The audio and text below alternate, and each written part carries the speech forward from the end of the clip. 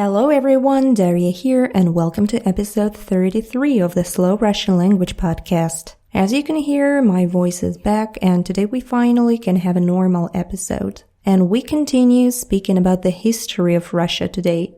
It's part number 3, so if you missed the previous ones, maybe you should go to episodes 22 and 26 and listen to them first. As usual, first I read the text slowly in slow Russian, and after that we translate it sentence by sentence and explain interesting vocabulary. So, here comes the text. Россия в XV веке. В исторической науке до сих пор идут споры о том, когда же Русь окончательно освободилась от монгольского ига. Считается, что начало было положено в 1380 году, когда московский князь Дмитрий Донской разгромил татаро-литовский отряд на Куликовом поле возле реки Дон. Однако всего 2 года спустя татарский хан Тохтамыш сжег Москву и заставил Дмитрия снова выплачивать монголам дань. Фактически, Московская Русь продолжала находиться в зависимости до 1502 года, когда князь Иван III разгромил монгольское войско. Иван III был не только умелым военачальником, но и известным любителем культуры. Он женился на византийской принцессе Софье. Вместе с женой князь получил титул царя, двуглавого орла в качестве символа и нескольких талантливых мастеров. Например, именно эти мастера построили знаменитый Успенский собор в Москве, а также Московский Кремль в современном виде. And that was it for the text. Now let's try to translate it. The name was Россия в XV веке, Russia in the 15th century. And the first sentence. В исторической науке до сих пор идут споры о том, когда же Русь окончательно освободилась от монгольского ига. There are disputes in history about when Rus finally was freed from the Mongol yoke. You see here, историческая наука means history science, and of course you can say just история. История, историческая наука. It's the same. Interesting expression is идут споры. Spor means some dispute or maybe some argument, but here it's just disputes in general in history science. Идут споры. It means that there is no one point of view. There are many opinions about when Russia was freed from the Mongol yoke.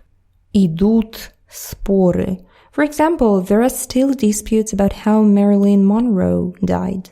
In Russian, it's до сих пор идут споры о том, как умерла Мерлин Монро. Идут споры. So there is no truth here. No one knows how it happened. Okay, the next sentence. Считается, что начало было положено в 1380 году, It's considered that the liberation started in 1380.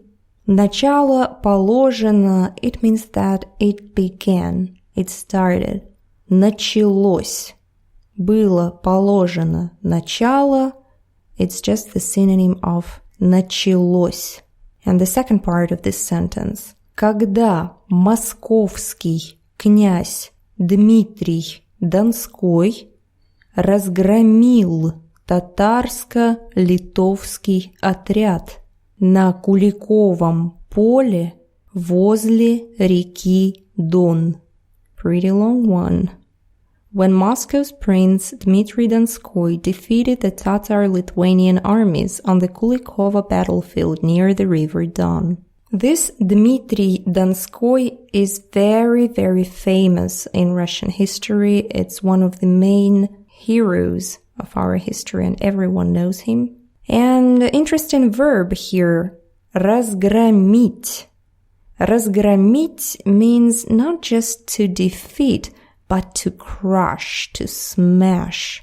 If it's about some war, it means that they didn't just win, but they maybe destroyed their enemy completely. They crushed them. Also, it is very common for sports. For example, if the score is something like 3-1, 3-1, it's just to win. But if the score is something like 10-0, 10-0, it means разгромить. Let's imagine some fairy tale or, I don't know, some galaxy far, far away where Russian soccer team could defeat Brazil. So in Russian we would say российская футбольная команда разгромила Бразилию. Russian soccer team smashed Brazil or crushed Brazil. Maybe it was 20 goals. But unfortunately, it's not possible at all. So let's just get back to reality and translate the rest of this sentence. Татаро-литовская армия. Tatar-Lithuanian army. You see, Lithuanians started to hate us long ago, not just in the 20th century. We've been fighting with them for long period of time. And this very famous battle, битва на Куликовом поле, the battle on the Kуликово field, it's very, very famous in Russia. You know, one of those key battles. And not so long ago, maybe a month ago, we were driving by that field and it's so small, it's tiny, so it's so hard to believe after all those great stories about this place that it's just so tiny and nothing special about it. Anyways, we're moving on. Однако всего 2 года спустя татарский хан Тохтамыш сжег Москву и заставил Дмитрия снова выплачивать монголам дань. Yet, just 2 years later, the Tatar Khan Тохтамыш burned Moscow and forced Dmitry to pay the tribute again. 2 года спустя means через 2 года. 2 years later, 2 years after that. 2 года спустя. Interesting word here is дань. Дань, tribute. And it can have either positive or negative meaning. Like here, it's negative. When someone conquers someone else, they make them pay money or maybe give them lands or some products or maybe even people. So they pay tribute. Они платят дань. So Russians used to pay that tribute to Mongols for several centuries. And if you listen to my previous history episode, you will see how terrible it was in our history. But also the word дань can be positive, like дань уважения, the tribute of respect, or дань памяти, tribute of memory. Especially it's very common for music. For example, tribute to Queen, дань памяти группе Queen. Well, Queen is not the best example here because actually they still work. I even attended their concert. I don't remember who sang there. I guess it was Adam Lambert. I'm not sure. Anyways, it's tribute to some famous band. Tribute or дань памяти, дань уважения какой-то группе. In this case, дань means something to commemorate someone. Okay, the next sentence. Фактически Московская Русь продолжала находиться в зависимости до 1502 года, когда князь Иван III разгромил монгольское войско. In fact, Muscovite Rus was under the yoke until 1502, when Prince Ivan III defeated the Mongolian army. And this time, finally, completely. The very first word in this sentence, фактически, in fact. You hear that? Fact, фактически. So it's just almost the same. In fact. And again, this verb here, разгромил, Иван III, Ivan III, разгромил монгольское войско. Ivan III defeated and even crushed the Mongolian army. The interesting noun, войско, you hear that I translate it as army, but in Russian we have the word armiya, of course. But when it comes to some old times, ancient times, maybe medieval period or even earlier, we use the word войско. Война, войско. If it's a modern time, we say армия. Российская армия.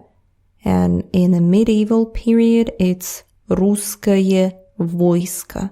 Okay, the last part of this text. Иван III был не только умелым военачальником, но и известным любителем культуры. Ivan III was not just a skillful commander, but also a patron of culture. A pretty difficult noun here. Военачальник. And you know how many Russians have troubles with this word? And because they say военно-начальник. Because there is a temptation to combine two words, военный, military, and начальник, like a boss, a leader. For example, in the office, your boss is начальник. But it's not correct. This word is spelled like this. Военачальник. There is no double на there. No. Военачальник. So it means commander. For example, Alexander the Great was военачальник. Or Napoleon was военачальник. For example, the full sentence. Napoleon was a great commander. Наполеон был великолепным военачальником. Didn't end well for him, obviously, but still he was great and hard to argue with that. What else here? Oh, любитель. Very interesting noun. You see that it comes from the verb любить, to love, to like, любить. And любитель, again, like with that word дань, it can have several meanings. First one is someone who likes something. Любитель. Любитель чего-то. For example, любитель женщин. He likes women very much. Он большой любитель женщин. Or maybe he likes to sleep. Он любитель поспать. Of course, you can say он любит спать. But it's more interesting, it kind of enriches your language. Он любитель поспать. So in this sentence about Ivan III, he liked culture. Он был любителем культуры. He liked art and culture. Also, this very same word can mean amateur, someone not professional. For example, this task is for a professional, not for an amateur. Это задание для профессионала, не для любителя. Okay, and back to Ivan III. Он женился на византийской принцессе Софье. He married the Byzantine princess Sophia. And Byzantine, in Russian it's Vizantia, was the eastern part of the Roman Empire after it was divided. And it was a very powerful state. It was flourishing and all prosperity. And Ivan married famous princess Sophia to make connections with that state. And the next sentence. Вместе с женой князь получил титул царя, двуглавого орла в качестве символа и нескольких талантливых мастеров. Besides the wife, the prince also took the title of Tsar, the double-headed eagle as a symbol, and a number of talented craftsmen. So you see, that's when we had our famous two-headed eagle as Russian main symbol, double-headed eagle. You will see it everywhere in Russia. And also you see that Sophia brought several talented craftsmen with her. Because as you already know, technology was at a pretty low level after several centuries of being under the Mongol yoke. And the last sentence of this text. Например, именно эти мастера построили знаменитый Успенский собор в Москве, а также Московский Кремль в современном виде. For example, it was those craftsmen who built the Uspensky Cathedral in Moscow and the Moscow Kremlin in its modern appearance. The Moscow Kremlin, I hope you know how it looks like and what it is. If you learn the Russian language, you certainly must be interested in Russian culture. For those who don't know, it's that red building on the Red Square. And this is where our president works every day. And many people don't know, but actually most of the time the Kremlin used to be white, built of white stones. And Ivan III was the first one who rebuilt it with red bricks. Anyways, even later in 18th century, it was very fashionable to have white buildings. So the walls were just colored with white. And actually, interesting fact is that Napoleon, who conquered Moscow in 1812, he saw Kremlin as white, not this famous red Kremlin. Okay, that was it for the vocabulary section, and now again, some of my listeners asked me to read this text one more time in full speed, so you can practice listening to real speed Russian. And here we go. Россия в XV веке. В исторической науке до сих пор идут споры о том, когда же Русь окончательно освободилась от монгольского ига. Считается, что начало было положено в 1380 году, когда московский князь Дмитрий Донской разгромил татаро-литовский отряд на Куликовом поле возле реки Дон. Однако всего 2 года спустя татарский хан Тохтамыш сжег Москву и заставил Дмитрия снова выплачивать монголам дань. Фактически, Московская Русь продолжала находиться в зависимости до 1502 года, когда князь Иван III разгромил монгольское войско. Иван III был не только умелым военачальником, но и известным любителем культуры. Он женился на византийской принцессе Софье. И вместе с женой князь получил титул царя, двуглавого орла в качестве символа и нескольких талантливых мастеров. Например, именно эти мастера построили знаменитый Успенский собор в Москве, а также Московский Кремль в современном виде. And that was it. I hope you enjoyed. If you have any questions or any suggestions about how I can improve my podcast, please feel free to contact me on realrussianclub@gmail.com or on my website, realrussianclub.com. Always happy to see you there. For those who wait for my membership section on my website, I'm so sorry. I know I've been promising for several months to open it, but I hope before New Year I'll do that.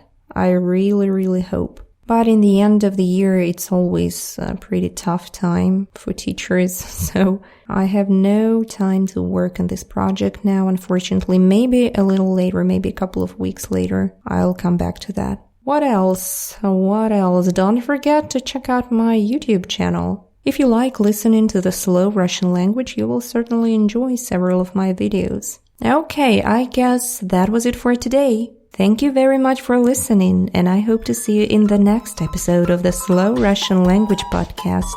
Bye-bye!